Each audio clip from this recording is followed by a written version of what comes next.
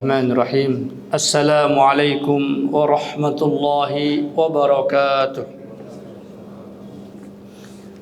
الحمد لله نحمده ونستعينه ونستغفره ونعوذ بالله من شرور أنفسنا وسيئات أعمالنا من يهده الله فلا مضل له ومن يضلل فلا هادي له أشهد أن لا إله إلا الله وحده لا شريك له وأشهد أن محمدا عبده ورسوله اللهم صل وسلم وبارك على محمد وعلى آله وصحبه أجمعين رب اشرح لي صدري ويسر لي أمري واحلل عقدة من لساني يفقه قولي اللهم ارزقنا علما نافعا ورزقا طيبا وعملا متقبلا وبعد فإن أصدق الكلام كلام الله عز وجل وخير الهدى هدى النبي صلى الله عليه وسلم وشر الأمور محدثاتها وكل محدثة بدعة وكل بدعة ضلالة وكل ضلالة في النار.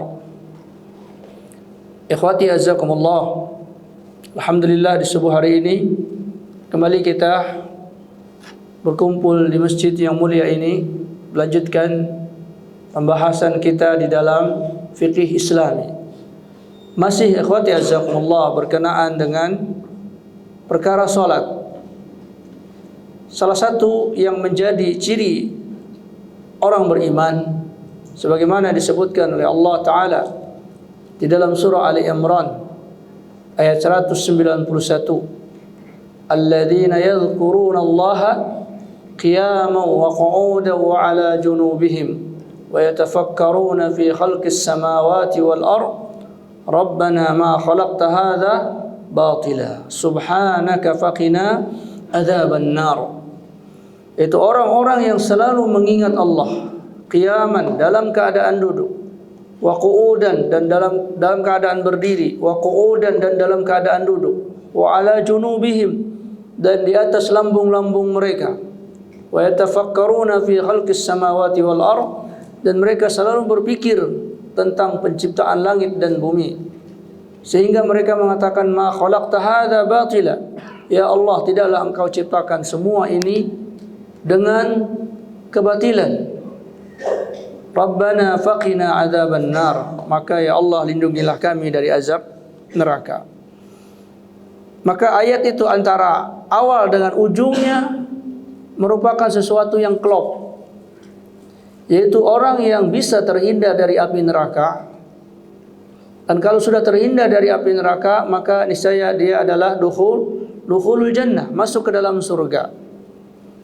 Maka doa yang paling utama yang diucapkan oleh seorang muslim adalah faqina adzaban nar, lindungilah kami dari api neraka. Adapun permintaan dukhulul jannah, masuk ke dalam surga, maka belum tentu terhindar dari api neraka. Orang-orang yang masuk ke surga bisa jadi mereka melalui panasnya api neraka, wa na'udzubillahi min dzalik. Namun ketika kita berlindung dari api neraka, maka mesti kita masuk surga, karena tidak ada lagi tempat di akhirat tersebut kecuali hanya dua, yaitu an-naru wal jannah. Apabila orang berlindung dari api neraka, maka dia masuk ke dalam surganya Allah Subhanahu wa ta'ala. Maka di antara cara kita untuk terhindar dari api neraka, Allah memerintahkan kita untuk yadhkurunallaha, mengingat Allah Subhanahu wa ta'ala. Dan sedikit-dikitnya orang itu mengingat Allah Subhanahu wa ta'ala adalah ketika dia mengangkat takbir. Ketika dia mengangkat takbir untuk salat. Sehingga para ulama mengatakan wajib dan syarat sah ketika orang salat adalah berniat untuk beribadah kepada Allah dengan salat tersebut. Ya. Maka ketika dia mengangkat takbir, dia mengingat Allah Subhanahu wa ta'ala dan berniat untuk beribadah kepada Allah dengan rukuknya, dengan sujudnya. Adapun ketika dia masuk ke dalam salat, mungkin masuk pikiran-pikiran tertentu, ya, sehingga dia di dalam salatnya teringat masalah duniawiyah dia, ingat kegiatan-kegiatan dia, ya, ingat urusan masak-memasak dia, urusan anaknya, urusan ininya dan itunya. Dan terkadang-kadang dia lupa di dalam rakaat-rakaat salat, maka itu tidaklah membuat salat itu menjadi tidak sah. Tidaklah salat itu dianggap hilang oleh Allah Subhanahu wa taala. Karena Allah Maha mengetahui keadaan hati kita yang berbolak-balik. Namun yang menjadi celaan di dalam Islam adalah orang yang melupakan salatnya. Jadi dia di luar salat, belum masuk ke dalam salat, tetapi dia mengulur-ngulur waktunya. Nanti saja, nanti saja. Innamat tafritu, ya, sesungguhnya orang yang melalaikan salat itu man la yusalli, orang yang tidak salat hatta jaa salatun akhar, sampai salatun ukhra, sampai datang waktu salat berikutnya. Dia tidak salat zuhur, dia ulur, dia ulur, dia ulur, dia ulur, masuk waktu asar. Itulah yang tercela ikhwati azakumullah, dan dianggap dia sebagai apa? Pendusta agama. Orang yang mengaku sebagai muslim tapi dia tidak muslim di hadapan Allah. Dianggap dusta pengakuannya. Fawailul lil musallin alladzina hum an salatihim sahun. Celakalah orang-orang yang salat itu. Alladzina hum, yang mereka itu an salatihim, dengan salat mereka sahun, lalai. Bukan fi salatihim sahun, bukan di dalam salat mereka lalai, tetapi apa? Dari salat mereka. Sebab kalau di dalam salat hampir-hampir tidak ada di antara kita yang lepas dari kehusyuan itu. Mungkin di awal kita ingat kepada Allah Subhanahu wa taala, berniat. Tapi kemudian di tengah-tengah salat, ya, bahkan mungkin di awal, di tengah, ketika penghujung salat kita lupa kepada Allah. Ya.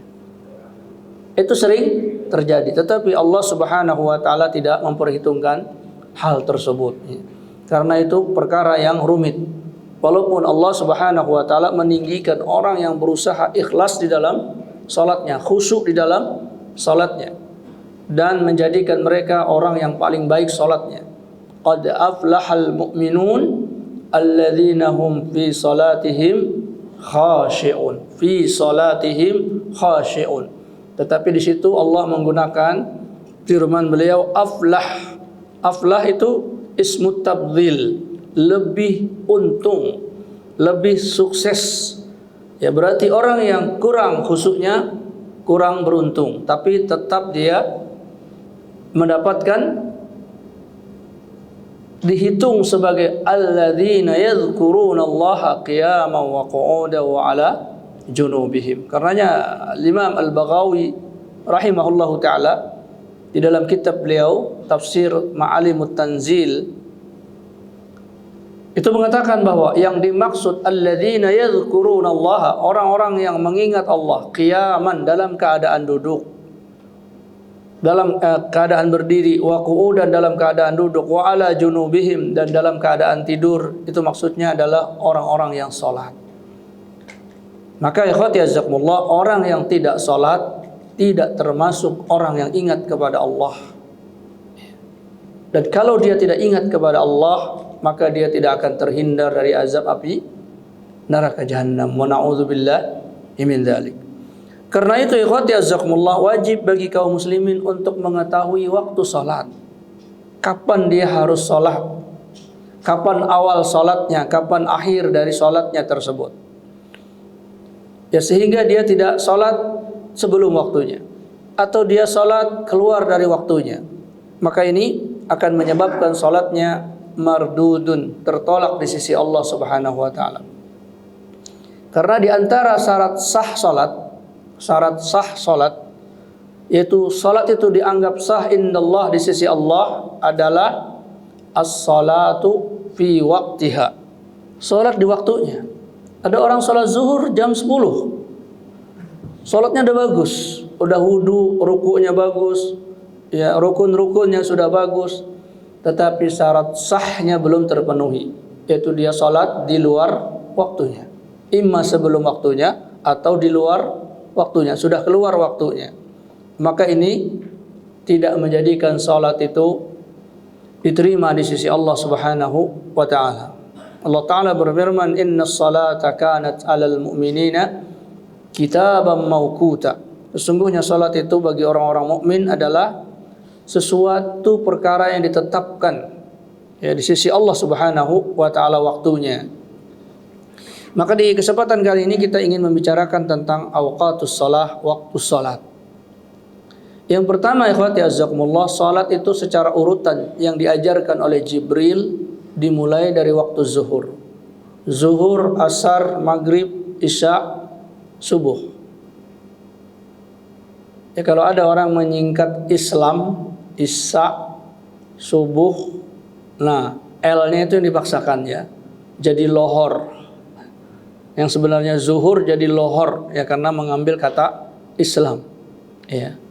Ya boleh-boleh sajalah itu sebagai apa? Sebagai pengingat, mengingat tentang waktu sholat. Tetapi kadang-kadang perkara-perkara ini dipaksakan. Ya. Tetapi secara dalil atau secara riwayat yang sampai kepada kita dari Rasulullah SAW, dari pengajaran Jibril alaihissalam, maka Jibril mengajarkan Rasulullah SAW waktu salat dimulai dari waktu zuhur. Zuhur, asar, maghrib, isya, subuh. Ya. Dan ikhwati azakumullah, secara ringkas kita sebutkan waktu zuhur itu dimulai dari lengsernya matahari dari arah atas ya. Posisi di atas, lengser dari arah timur menuju barat. Ya. Dia terbit di timur, ya kemudian berada di tengah, kemudian lengser sedikit ke arah barat, sehingga bayangan manusia itu ke arah timur. Ya. Bayangan manusia ke arah timur, maka itu telah masuk waktu zuhur. Dan kemudian habis waktu zuhur itu apabila bayangan benda itu sesuai dengan tinggi bendanya. Seumpama tinggi benda itu 1 meter, kemudian bayangannya 1 meter, berarti habis waktu zuhur. Dan waktu asar, ikhwati azakumullah, apabila bayangan itu telah bertambah dari tingginya. Seumpama bayangan itu 1 meter, lalu bayangannya bertambah, bendanya 1 meter, bayangannya bertambah 1,20 meter, umpama, berarti sudah masuk waktu asar. Dan waktu asar sampai maghribis syams, sampai tenggelamnya matahari. Apa yang dimaksud tenggelam matahari? Yaitu hilangnya bulatan matahari itu di ufuk. Ufuk sini biasa dikenal dengan kemudahannya, yaitu ketika kita berada di garis pantai. Di garis pantai matahari tenggelam, lalu bulatannya itu awal masuk, tidak lagi kelihatan, maka itu telah masuk waktu maghrib dan berakhir waktu asar.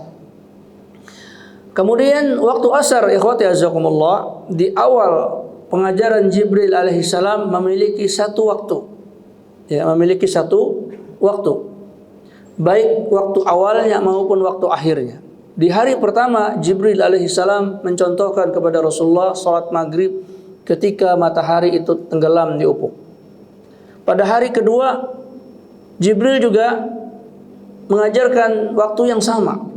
Ya, sehingga sebahagian para ulama mengatakan waktu maghrib itu cuma satu, ya, yaitu tenggelamnya matahari tersebut. Adapun orang yang melakukannya setelah itu, maka dia dikatakan salat maghrib di luar waktu. Namun ikhwati azakumullah, tidaklah demikian. Ya, karena perkara dari salat maghrib kemudian dinasakh, dihapus dengan satu waktu itu, yaitu Rasulullah SAW mengatakan salatul maghrib hatta yaghibus syafaq, sampai hilang as-syafaqul ahmar. Jadi mulai dari tenggelamnya matahari sampai hilangnya syafaqul ahmar, yaitu rona merah di arah barat. Jadi ketika matahari itu tenggelam, dia masih menyisakan sinar-sinar, bergabung antara gelapnya malam dan sinar matahari sehingga menyisakan temaram merah ya di ufuk barat tersebut. Kemudian ketika temaram ini hilang, merah ini hilang, maka masuklah waktu Isya. Masuklah waktu Isya. Kemudian waktu Isya, ikhwati azakumullah, sebagaimana disabdakan oleh Rasulullah sallallahu alaihi wasallam, wa waqtu salatil isya ila nisfil lailil awsat. Dan waktu salat Isya itu sampai setengah malam yang pertama. Jadi waktu salat Isya tidak sampai waktu subuh. Ya, salat Isya sampai sepertengah malam. Ya, kalau kita perkirakan waktu maghrib itu datang di jam 6 sore, waktu maghrib, maka kalau dihitung waktu itu 12 jam satu malam, 12 di siang hari, maka berarti waktu salatul Isya sampai jam 12 malam. Sampai jam 12 malam. Adapun lewat dari jam 12 malam itu setelah keluar waktu salat Isya. Dan ini ikhwati azakumullah adalah pendapat yang paling kuat, ya. Kemudian waktu salat subuh, nanti kita rinci satu persatu dari keistimewaan waktu-waktu ini. Kemudian waktu salat subuh adalah terbitnya fajar shadiq. Fajar shadiq. Dan sebagaimana diketahui, fajar itu memiliki dua fajar. Yang pertama disebut dengan fajar kadzib, fajar bohongan. Yang kedua fajar shadiq, fajar beneran. Yaitu apa? Sama-sama adanya temaram merah, ya, di ufuk timur. Matahari terbit dari timur, maka memancarkan sinarnya. Ketika terjadi fajar kadzib, maka sinar matahari itu memanjang ke atas, membumbung, ya, seperti gunung, sehingga di ufuk timur itu merah, ya, seakan-akan ada cahaya, sehingga orang menyangka itu sudah masuk waktu siang. Namun kemudian cahaya memanjang itu hilang nantinya, menjadi gelap kembali. Baru setelah itu muncullah cahaya yang menyebar ke kanan ke kiri, ya, ke arah utara dan selatan di arah ufuk, sehingga membentuk seperti garis, ya, garis putih dengan hitam. Hitamnya gelapnya malam di atas, kemudian bekas mau munculnya matahari sehingga menimbulkan cahaya. Beradulah antara cahaya matahari ini dengan kegelapan bayangan bumi, ya. Bayangan bumi terhalang oleh matahari, maka bergabunglah situ sehingga membentuk bayangan merah di ufuk timur, memanjang ke kanan dan ke kiri, merata. Maka itulah saat masuk waktu subuh. Tapi matahari belum keluar, ya, belum keluar dari ufuknya, masih di dalam bumi, masih berada di dalam bumi. Tapi cahayanya sudah memuncul ke kanan dan ke kiri, maka itu telah masuk waktu subuh. Dan waktu subuh itu, ikhwati azakumullah, berlangsung sampai matahari terbit kemudian menaik sekira 1 tombak.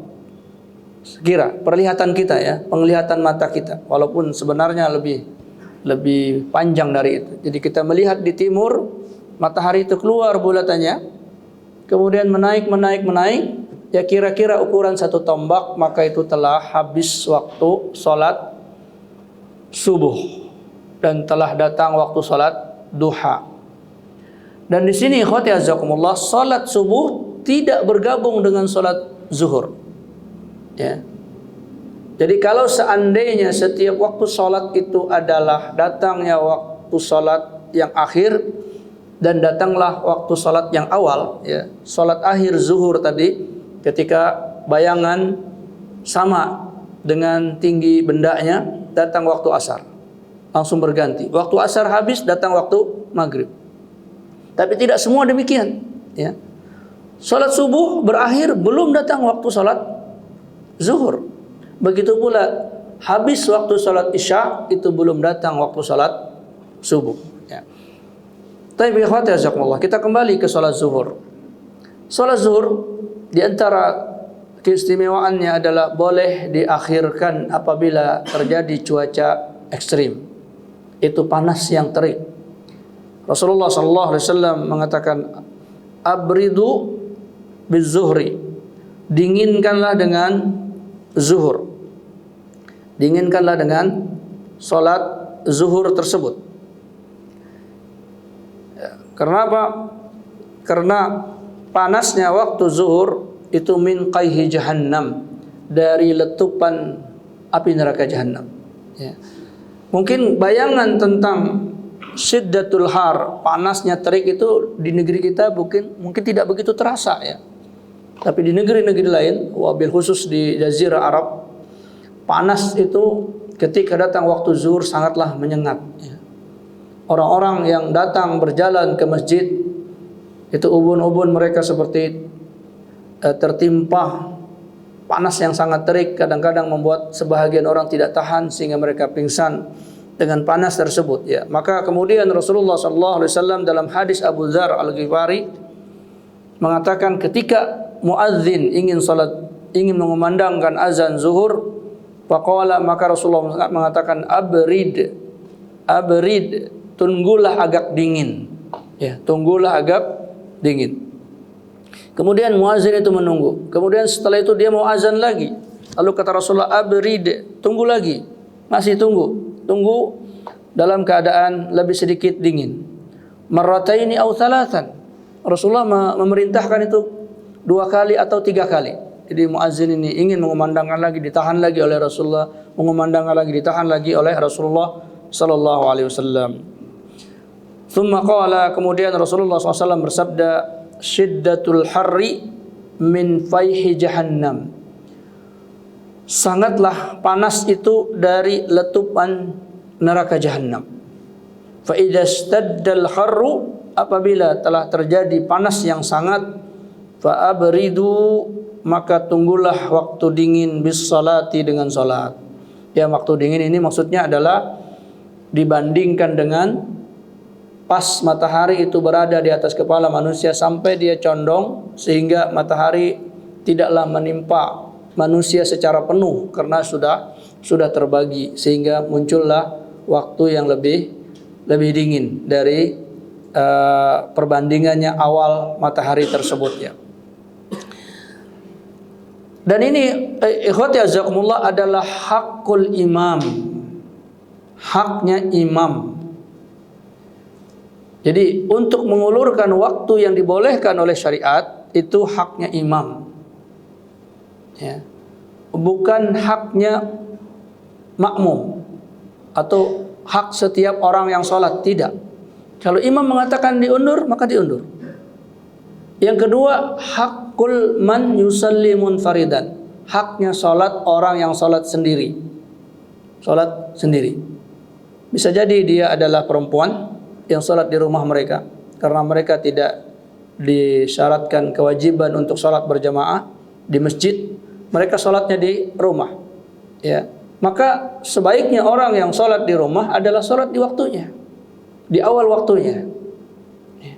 Maka dia tidak berdalil dengan ini ya. Atau orang yang sholat laki-laki yang tidak ada uzur, dia bisa ke masjid, lalu dia mengatakan ini sholat zuhur boleh diulur waktunya, maka dia tidak ikut berjamaah, maka ini pun tidaklah demikian ya. Atau orang laki-laki yang dalam keadaan safar, seorang laki-laki yang dalam keadaan safar, maka tidak wajib sholat berjamaah. Maka kalau dia mengulurkan waktunya karena panas, maka ini tidak mengapa ya. Jadi itu hak dari mengulurkan waktu. Yang pertama, orang yang salat munfarid di rumah mereka karena uzur baik laki-laki maupun perempuan, atau perempuan wabil khusus yang tidak diwajibkan salat berjamaah, atau orang laki-laki yang dalam keadaan safar, baik laki-laki maupun perempuan ketika safar tidak wajib berjamaah, bahkan tidak wajib salat Jumat. Tidak wajib salat Jumat. Seandainya dia menggantinya dengan sholat zuhur, maka itu tidak ada masalah bagi dia. Kemudian yang ketiga, haknya imam sholat ya, maka dia yang menentukan waktu salat tersebut ya. Sehingga dia yang mengatakan kepada muazin untuk azan, untuk qomat ya. Itu haknya imam. Jadi seandainya di masjid itu ada imam rawatib, maka sebelum dia datang maka muazin tidaklah qomat ya, sampai melihat imamnya datang. Maka Bilal bin Rabah radhiyallahu anhu tidaklah iqamah sampai beliau melihat Rasulullah sallallahu alaihi wasallam datang. Ya. Namun ikhwati azakumullah, ketika di masjid tersebut telah disepakati antara imam dan makmum, waktu yang telah disepakati, yes, misal orang menaruh jam digital, telah disepakati antara imam dengan makmum, maka itu cukuplah menjadi isyarat bahwa itu izin dari imam. Ya, dan ini memudahkan ikhwati azakumullah. Ya, terkadang-kadang orang nunggu imam, ternyata imamnya nggak datang-datang. Ya. Atau lambat datangnya sehingga jamaah sudah berkumpul, ya maka ini menyulitkan. Ya maka jam-jam dinding yang sudah disepakati di masjid itu ditetapkan. Janganlah seseorang qomat sebelum selesai jamnya. Ya, yang dimaksud selesai jamnya adalah bukan ada orang masih menyisakan 20 menit, 30 menit masih ada waktunya itu, dia langsung qomat.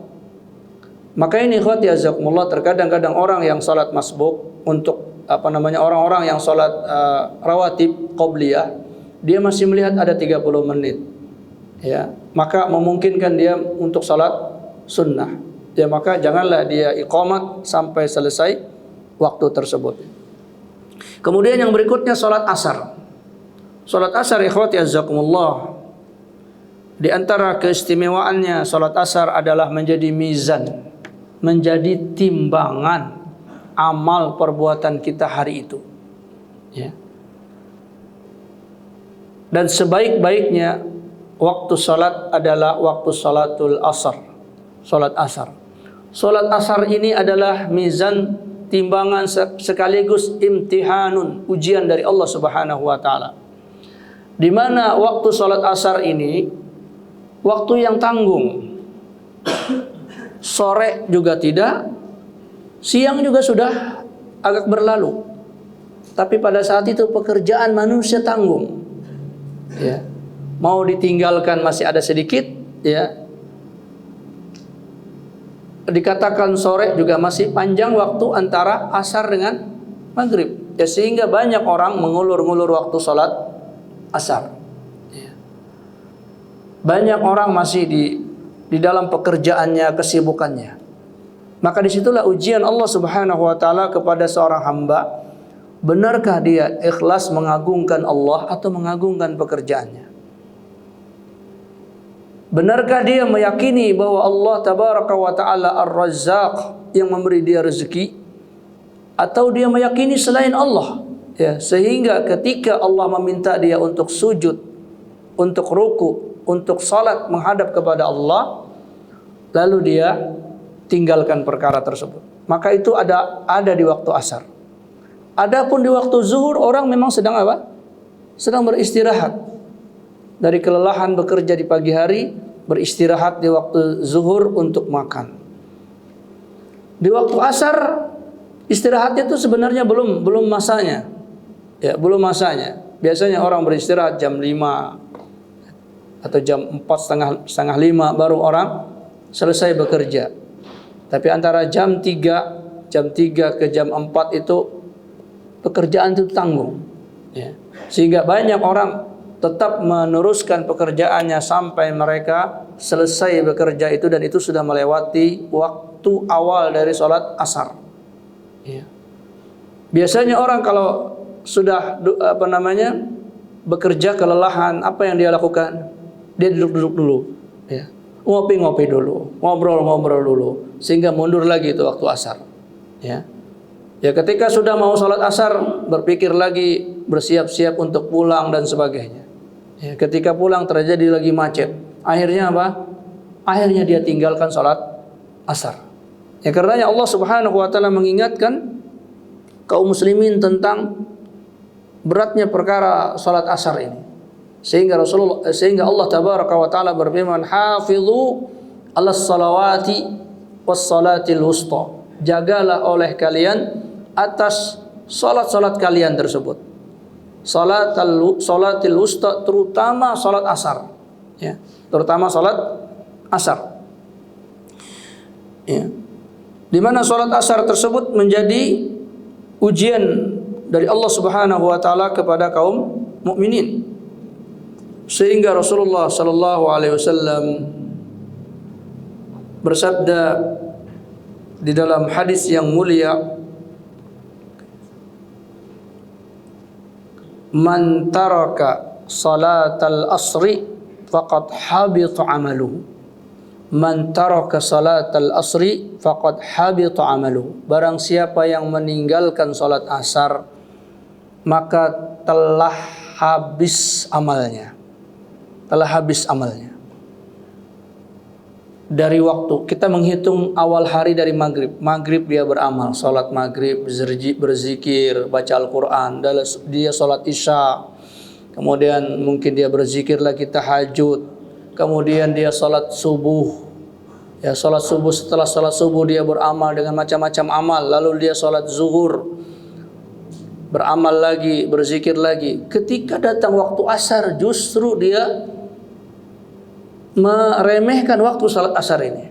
Dia tunda-tunda, bahkan mungkin dia tinggalkan salat asar, maka amal yang dia bangun mulai dari maghrib tadi itu, isya, subuh, zuhur, itu lenyap, hilang, nol. Faqad habita amaluhu, maka nollah amalnya tersebut. Apakah ini ada landasan dari syariat tentang nolnya amal? Setelah orang berbuat banyak perkara-perkara yang membuat amal perbuatan kita itu menjadi zero kembali. Orang beramal datang waktu riya, ya, dia sudah selesai beramal, tapi dia ceritakan dengan bangga, ingin mendapatkan pujian di amal tersebut. Sedekah dia habis, salat dia habis. Begitu pula yang paling besar yang menghancurkan seluruh amal manusia apa?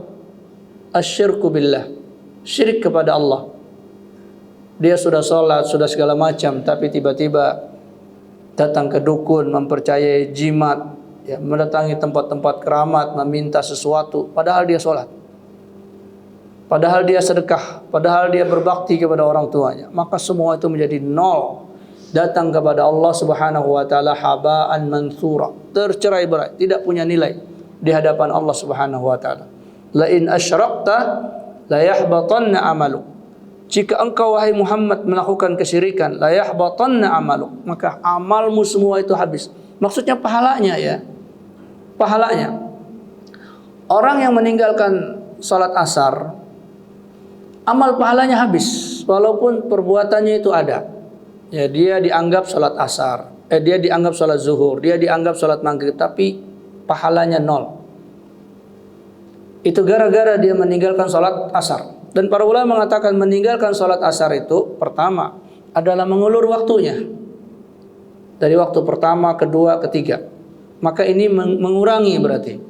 Hilangnya pahala amal itu tidak nol. Mungkin yang tadinya 10 berkurang menjadi 9, berkurang menjadi 8, berkurang menjadi seterusnya sampai dari waktu-waktu yang dia ulur-ulur dari salat asar. Dan apabila dia tinggalkan sama sekali, maka itu yang menyebabkan seluruh amalnya nol. Ya. Ini keistimewaan salat asar. Dalam hadis Abu Basrah Al-Ghifari radhiyallahu anhu qala, dia berkata, "Shalla bina Rasulullah sallallahu alaihi wasallam al-asra." Adalah Rasulullah sallallahu alaihi wasallam salat mengimami kami salat asar bil Makhmasi, di Al-Makhmas, di sebuah tempat namanya Makhmas. Faqala, kemudian Rasulullah sallallahu alaihi wasallam bersabda, "Inna hadhihi salata," sesungguhnya salat ini, "uridat ala man kana qablakum," telah ditawarkan kepada umat sebelum kalian. Itu salat asar. Salat asar ini sudah pernah ditawarkan kepada umat sebelum kalian. Fadayya'uha, kemudian mereka menyia-nyiakan salat asar tersebut. Jadi umat-umat terdahulu menyia-nyiakan salat asar. Faman hafadha 'alaiha, barang siapa yang menjaga salat asar ini, kana lahu ajruhu marrataini, maka niscaya bagi dia pahalanya dilipat gandakan oleh Allah. Maka bayangkan kalau orang salat asar di awal waktu berjamaah lagi di masjid. Itu sangat besar sekali pahala di hari itu. Tapi yang nyata kita lihat justru apa? Justru asar ini jarang orang salat berjamaah. Padahal dia menjadi patokan paling besar. Karena pada saat waktu salat asar itu malaikat penjaga waktu sedang bergantian shiftnya. Yang menjaga siang habis waktunya, datang penjaga malam, pergantiannya di waktu asar. Ketika dia mencatat si fulan, dilihat di masjid si fulan enggak ada. Ya. Ketika yang mencatat akhir, laporan akhir, si fulan enggak ada di masjid. Laporan awal amal manusia juga yang mencatat enggak ada. Ya. Enggak ada dia di masjid, enggak ada dia di waktu sholat asar tersebut. Ya. Padahal pergantiannya ada di waktu asar tersebut. Ya. Maka ini akan menjadikan seseorang tersebut maktubun indallah, tidak tertulis di sisi Allah Subhanahu wa taala. Kemudian Rasulullah mengatakan wala salata ba'daha, dan tidak ada salat setelah itu hatta yatlu asy-syahidu, hatta yatlu'a asy-syahidu, sampai terbit asy-syahidu. Apa itu asy-syahidu? Yaitu an-najmu, bintang. Ya, maksudnya tidak ada salat setelah salat asar. Jadi tidak boleh orang melakukan salat asar sampai terlihat bintang. Maksudnya sudah masuk waktu malam, yaitu tenggelamnya matahari. Ya. Ya, karenanya tidak ada persaksian di sisi malaikat bahwa seseorang itu salat. Ya, ketika dia walaupun dia tidak ada lagi salat sunnah di situ. Ya. Maka kalaupun dia ingin salat, maka salatlah asar. Ya, salat asar di waktunya tersebut. Ya. Maka ketika Allah Subhanahu wa taala menurunkan ayat hafidzu 'alas shalawati was shalatil wusta, jagalah salat-salat kalian terutama salat asar, wa qumu lillahi qanitin. Itu para sahabat ketika perang Khandaq, perang Parit, Madinah dikepung oleh kaum musyrikin, maka mereka menjaga perbatasan Madinah tersebut dari lompatan kuda, dari masuknya musuh. Jadi setiap musuh yang masuk mereka panah, mereka tombak sehingga nggak bisa masuk ke kota Madinah. Saking tegangnya dalam keadaan waktu itu mereka tidak sholat asar, bahkan tidak sholat zuhur. Sholat zuhur mereka lewat, sholat asar mereka lewat sampai waktu maghrib. Sehingga di waktu maghrib itulah para sahabat mengumpulkan semua sholat. Mereka sholat zuhur, mereka sholat asar, mereka sholat maghrib. Dan pada waktu itu belum turun perintah sholatul khauf, belum turun sholatul khauf, sehingga mereka mengulur waktu sholat tersebut karena menjaga keadaan. Maka itu pun mereka sangat terpukul ya dengan perkara tersebut ya, sehingga Rasulullah SAW mengatakan syaghaluna anis salatil wusta salatil asri, mereka menyibukkan kita dari salat pertengahan, yakni salatil asri, salat asar. Maka di sini Rasulullah SAW menyebutkan salat al-wusta adalah salat asar. Maka ikhwati jazakumullah, kita upayakan untuk menjaga salat asar ini dengan waktunya. Apabila pekerjaan kita belum selesai, hentikan pekerjaan tersebut. Salat asar. Tidak begitu banyak waktu yang kita gunakan untuk salat asar.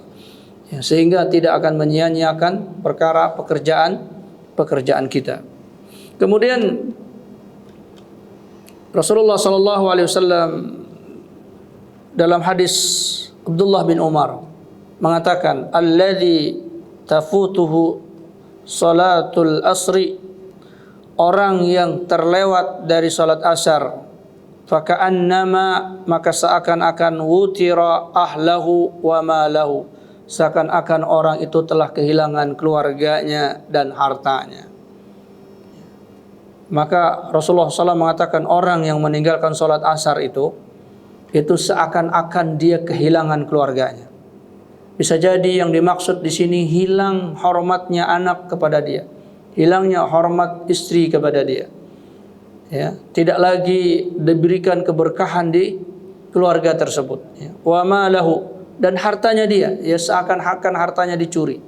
Ya. Tidak lagi memberikan kebaikan dari harta dunia itu. Padahal yang menyibukkan orang dari sholat, ya kalau enggak keluarga, adalah harta benda dia.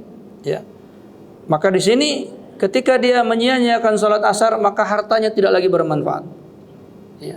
Keluarganya tidak lagi bermanfaat. Ya. Maka jagalah sholat asar ini. Kemudian sholat maghrib. Sholat maghrib, ikhwati azakumullah, adalah awal dari sholat siang. Awal dari sholat malam dan akhir dari sholat siang. Namun dia dimasukkan oleh para ulama ke dalam sholat siang. Jadi sholat maghrib itu bukan sholat malam, tetapi sebenarnya dia adalah sholat siang. Karena dikatakan sholatul maghrib witrul lail. Sholat maghrib itu adalah witirnya sholat siang. Jadi kalau kita sholat itu upayakan ganjil. Ya. Ketika kita siang hari tidak ada sholat witir. Jadi tidak ada orang sholat ganjil. Karena apa? Karena sholat ganjilnya di maghrib. Sementara sholat malam, karenanya ulama Al-Hanafiyah mengatakan sholat witir di malam hari itu wajib. Ya. Karena sholat itu harus ganjil hitungannya. Sebab sholat siang pun ganjil. Ya. Sholat subuh 2 rakaat, sholat zuhur 4 rakaat, sholat asar 4 rakaat, baru kemudian sholat maghrib 3 rakaat. Apabila kita sholat malam, sholat maghrib 3 rakaat, ya, kemudian sholat sholat maghrib tidak dihitung, ya, isya 4 rakaat, ya, ini masih genap, maka dia wajib mengganjilkan jumlah sholat tersebut dengan melakukan sholat witir di malam hari. Paling tidak dia bangun, dia sholat 1 rakaat, ya. Dia sholat 1 rakaat untuk mengganjilkan hitungan sholat malam. Dan sholat maghrib adalah witirnya siang hari. Ya, karena dia dilaksanakan masih dalam keadaan yang agak terang, ya, tidak dalam keadaan gelap. Dan ini sebahagian dari kaum muslimin ketika berbuka saum, ada di antara mereka yang berbuka ketika waktu isya, ya, karena mereka memahami firman Allah Ta'ala, wa atimmus siyama ilal laili, dan sempurnakanlah saum itu sampai malam, ya, sehingga mereka mengatakan patokan malam atau gelap, dan itu ada di waktu isya, sehingga mereka berbuka di waktu isya. Maka ini keliru, ya. Karena yang dimaksud lail di sini adalah bidayatul lail, awal dari malam. Awal dari malam itu adalah dihitung dari maghrib, habisnya waktu siang, datangnya waktu malam. Ya. Kemudian ikhwati azakumullah, kembali kita kepada sholat isya tadi. Sholat isya sampai nisful lail. Ada beberapa pendapat di kalangan para ulama. Ada yang mengatakan sholat isya adalah sampai pertengahan malam, yaitu sekitar jam 12 tadi. Orang yang melakukan sholat isya setelah jam 12, jam 1, jam 2 malam, jam 3 malam, maka dia telah keluar waktu. Apabila dia lakukan itu sengaja, maka bisa jadi sholatnya tidak diterima di sisi Allah Subhanahu wa Ta'ala. Dan ini adalah yang paling kuat, ya. Di Al-Quran dikatakan salat itu ghasaqil laili wa Qur'an al-fajri, ya. Salatlah kalian ghasaqil lail. Ghasaq itu artinya pekatnya malam, pekatnya malam yaitu di tengah malam. Di tengah malam. Wa Qur'an al-fajri, di situ pakai waw, wa Qur'an al-fajri, dan di waktu fajar, Quran di waktu fajar atau salat subuh. Maka di situ para ulama mengatakan tidak dikatakan ghasaqil laili wa Qur'an langsung, tapi itu dipisah oleh Allah Ta'ala dengan kata pemisah, sehingga menunjukkan waktu salat isya tidak bergabung dengan salat subuh, ya, tidak bergabung dengan salat subuh, sebagaimana bergabungnya salat asar ke salat maghrib, ya, salat maghrib ke salat isya. Maka kata para ulama yang mengatakan salat isya sampai salat subuh itu la dalila alaih, tidak ada dalil bagi mereka. Satu-satunya dalil yang dipakai menyatakan bahwa salat isya sampai dengan salat subuh itu adalah sabda Rasulullah sallallahu alaihi wasallam yang diriwayatkan oleh Al-Imam Al-Bukhari dan Imam Muslim, yaitu Rasulullah mengatakan innamat tafritu, sesungguhnya yang dimaksud dengan orang yang lalai, ala man lam yusalli, yaitu orang yang tidak atau belum salat, salatun satu salat, dia belum salat satu salat, hatta yaji'a, sampai datang waktul ukhra, sampai datang waktu salat yang berikutnya. Jadi dia tidak salat zuhur sampai datang waktu asar. Dia tidak salat asar sampai waktu maghrib. Ini disebut dengan tafrid. Jadi di situ seakan-akan apa? Habisnya waktu salat itu berarti awalnya waktu salat yang lain. Jadi dia dianggap tidak melalaikan salat sampai dia salat itu datang waktu salat berikutnya.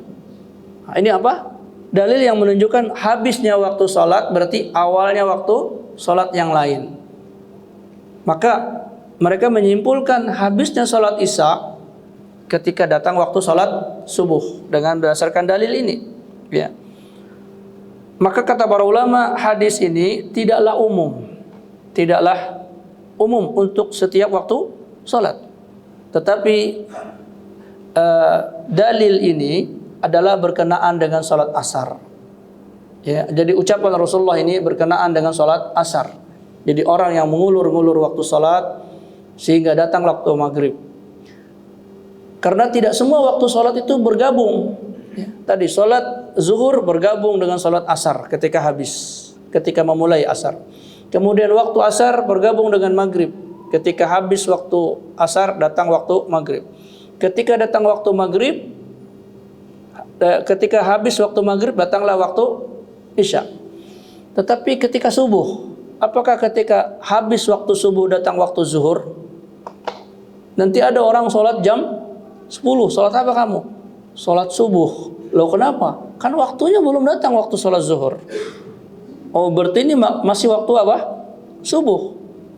Maka tidaklah demikian. Muttafaq para ulama bahwa sholat subuh habisnya ketika matahari terbit setinggi tombak. Setelah itu bukan lagi waktu sholat subuh. Oh berarti subuh tidak berlangsung sampai sholat isya. Begitupun pula berdasarkan hadis yang sahih dari Rasulullah SAW bahwa habisnya waktu isya itu jam pertengahan malam.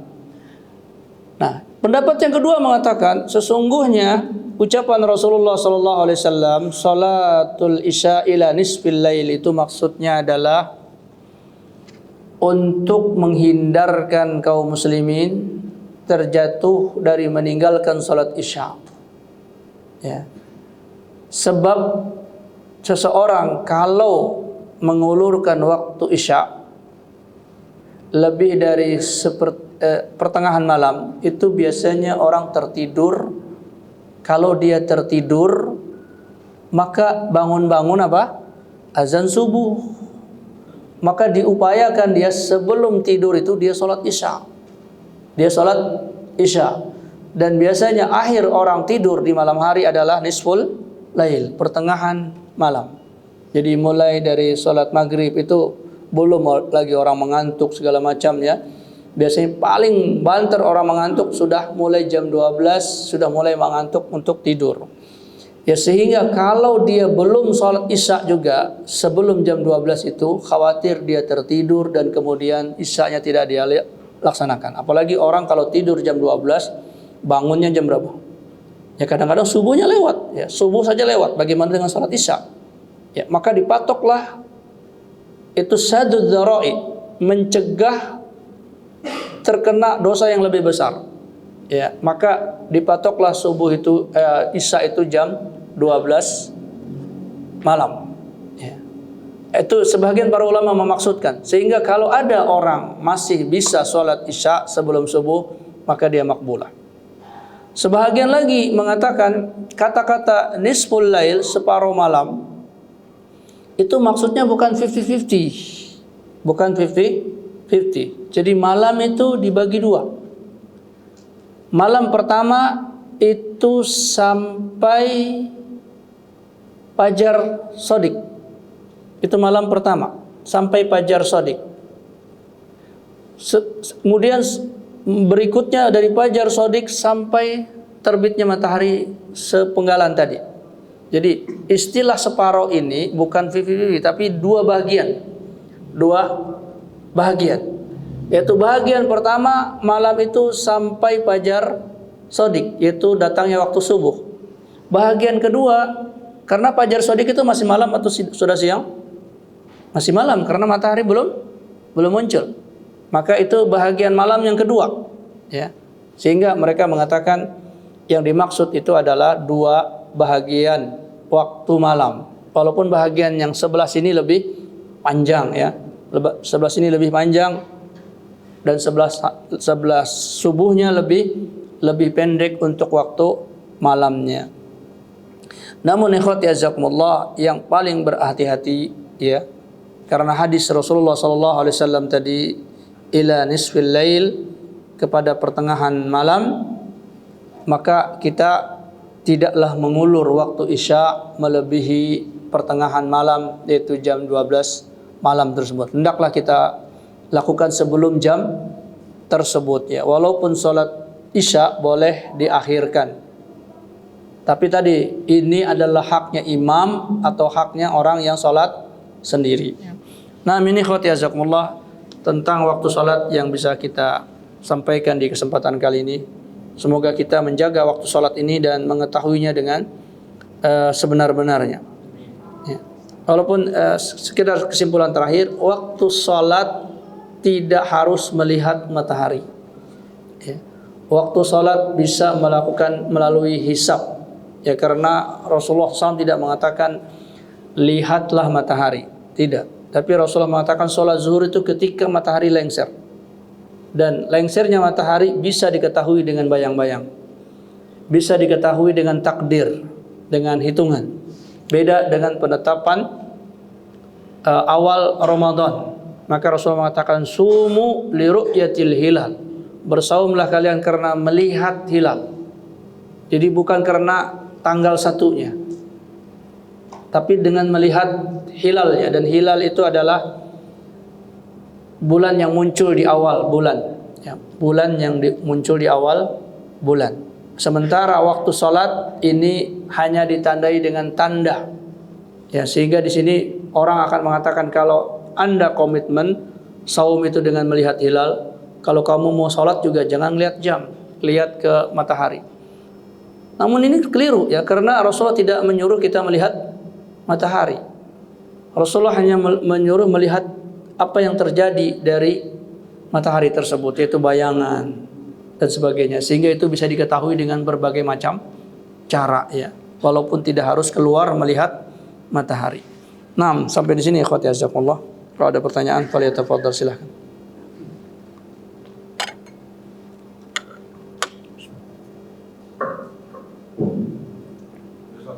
Ustaz,